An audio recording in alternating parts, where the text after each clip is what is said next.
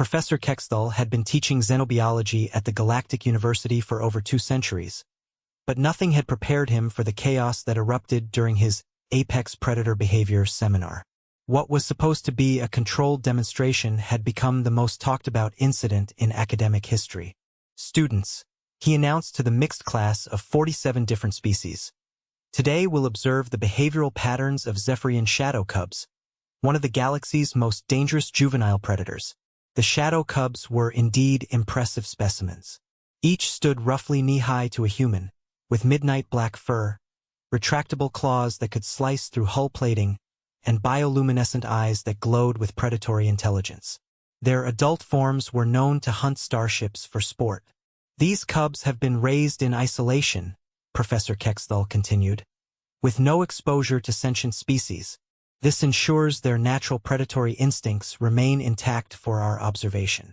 Dr. Sarah Martinez, the lone human in the advanced xenobiology program, sat in the front row taking notes. As Earth's representative in the Galactic Education Exchange, she'd grown accustomed to being the subject of curious stares and whispered speculation about her species' recent classification as Death World survivors. The professor activated the containment field release. Observe how the cubs immediately assess threats and establish dominance hierarchies. 6 shadow cubs padded into the lecture hall, their glowing eyes scanning the assembled students with predatory focus. The other students, various tentacled, crystalline, and gaseous beings, instinctively moved away from the cubs, giving them a wide berth. But something unexpected happened. The largest cub, designated Alpha 1 by the professor, took one look at the retreating students and immediately focused on the only being that hadn't moved. Sarah.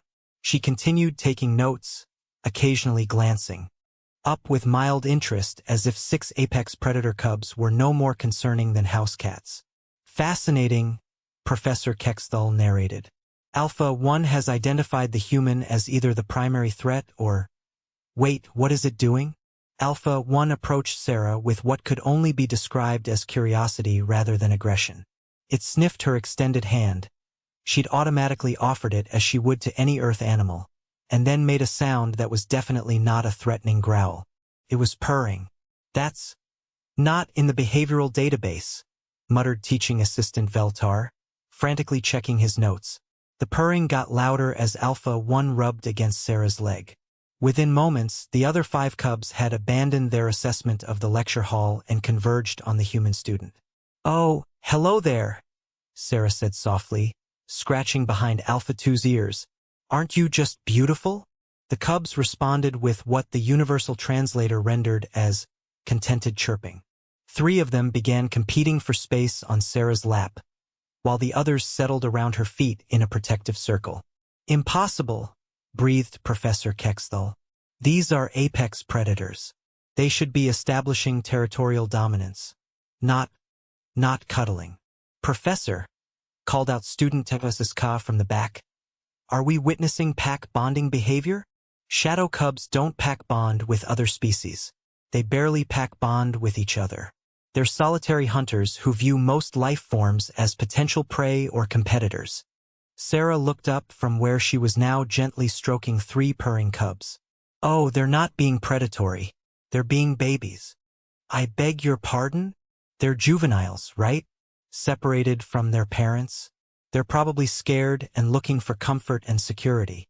She scratched Alpha 1 under the chin, producing an even louder purr.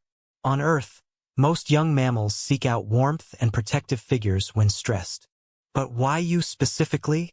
Professor Kexthal demanded. "Why not approach the Centauri delegation or the Kethmori students?" Sarah considered this while Alpha 3 settled into her lap for a nap. "Well, I'm probably the only warm-blooded mammal in the room. The others are either crystalline, gaseous, or cold-blooded. These little guys are seeking mammalian comfort behaviors. Additionally," she continued, as 2 more cubs curled up beside her chair, "I'm not showing fear or stress pheromones. Everyone else backed away, which probably registered as rejection or threat behavior. I just sat here like a calm, warm, potential surrogate parent."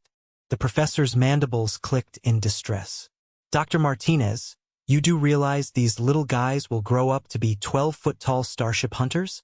Right now they're sleepy babies who want snuggles, Sarah replied, as Alpha 1 dozed off in her arms. And honestly, they're remarkably similar to Earth cats. Same basic behavioral patterns, just scaled up for a more dangerous ecosystem. Teaching assistant Veltar was updating his records frantically.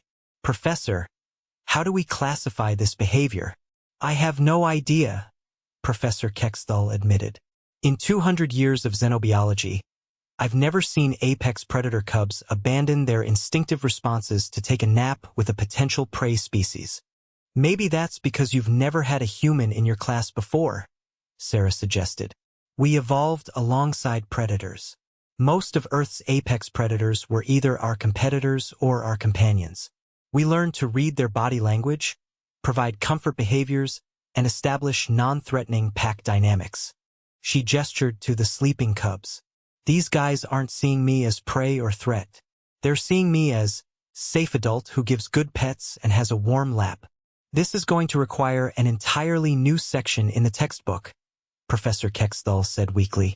Just title it Human Exception Protocols, Sarah suggested.